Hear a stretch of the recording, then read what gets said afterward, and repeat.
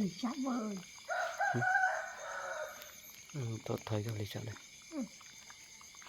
Nó làm gì? Chạy anh. Vậy thôi ạ.